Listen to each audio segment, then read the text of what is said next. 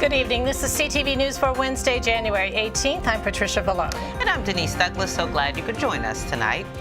In just 2 days, Donald Trump will be sworn in as the 45th President of the United States. From security to transportation, inaugural preparations are underway around the region. More than 200 road, ramp, and bridge closures in the district are scheduled to take effect on Thursday. Meantime, the Maryland State Highway Administration is working to alleviate travel disruptions along routes leading into Washington, D.C. Rochelle Metzger has more on those plans. Those of us who regularly drive around the Washington metro area know how treacherous the regular work week commute can be. Well, add hundreds of thousands of additional people and inclement weather, and you can see why officials say there will be major congestion on Friday for the presidential inauguration. That's why State Highway Administration says it's making changes to try to ease some of that traffic volume. We've anticipated additional volume and/or incidents, and when they occur, we have additional resources such as emergency response technicians that will be able to rapidly respond to these incidents and clear them as quickly as possible. Joey Sagel is with the State Highway Administration. Many of our visitors to the Washington, D.C. area for the presidential inauguration will be coming in on tour buses, and with expected over 500 tour buses that may be converging, we have to look at that. Roadblocks and closures will go into place on downtown streets starting Thursday morning. Many motorists will travel on Maryland and Virginia roadways, impacting travel throughout the region. We've been coordinating with our local, state, and federal partners, especially in Maryland and Virginia, along the I-95 corridor.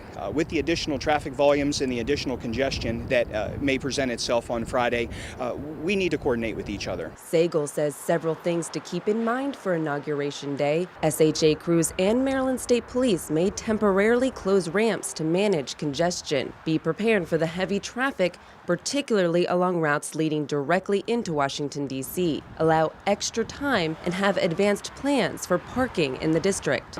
Officials say if you can, telework on Friday. And if you do plan to attend the inauguration, of course, the best way to avoid traffic is to use mass transit like MARC or Metro. Reporting in Lanham, I'm Rochelle Metzger, CTV News. You can view live traffic cameras and check on real-time travel conditions at md511.org. You can also call 511 from a hands-free mobile device. Well, voters are split on whether President-elect Donald Trump should release his tax returns. That, according to a new poll. The Morning Consult and Politico surveyed just under 2,000 registered voters and found that 45% say they care that Trump has not released the documents, while 44% say they don't. The poll also finds a divide along party lines, with 71% of Democrats saying they do care about it, while only 20% of GOP and 41% of independents say the same. Meantime, the controversy has one Prince George's senator moving to address the issue at the state level. Election doesn't happen again, and to require that anybody who wants to appear on the presidential ballot in Maryland reveals their last 5 years of taxes. Now, it was prompted by Mr. Trump, but going forward, it would apply to any party. You know, there's so much more money, dark money coming into politics. You're going to have millionaires and billionaires. We should know, the background. We should know where the money comes from, how much they're making. Now, Trump has maintained that he cannot release his tax returns because he's under audit, despite the IRS saying that an audit does not prevent him from disclosing those documents. The poll, conducted from January 12th to the 13th, has a margin of error of 2 percentage points. Brian Frosh is among a coalition of attorneys general urging the Senate to reject Senator Jeff Sessions' nomination for United States Attorney General. The group wrote a letter to the committee. They said that the Attorney General makes critical decisions to enforce the nation's laws, adding that it is imperative that the Justice Department be led by an individual who our nation can rely on to diligently and fairly enforce civil rights, public safety, health, and welfare. The letter cites Senator Sessions' refusal to protect racial minorities and vulnerable populations. The Judiciary Committee is expected to vote on Sessions' nomination on the 24th of January. Governor Hogan says his proposed $17 billion budget is balanced, reins in spending, and makes very few cuts to programs.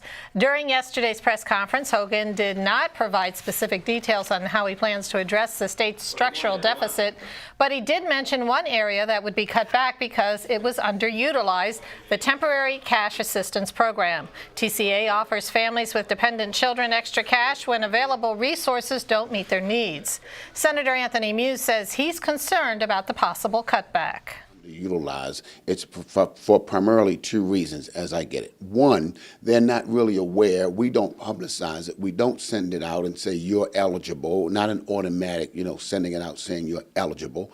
The second thing I get is because of the paperwork and the red tape. It's a lot to get those programs, and it takes a long time. Now, TCA can be applied for online or through local Department of Social Service offices. It is a new year, but many of the same problems facing Maryland's families persist. A number of social service organizations briefed the House Appropriations Committee in Annapolis today. Camila Roberson with the Maryland Alliance for the Poor says 10% of people in the state are struggling to make ends meet.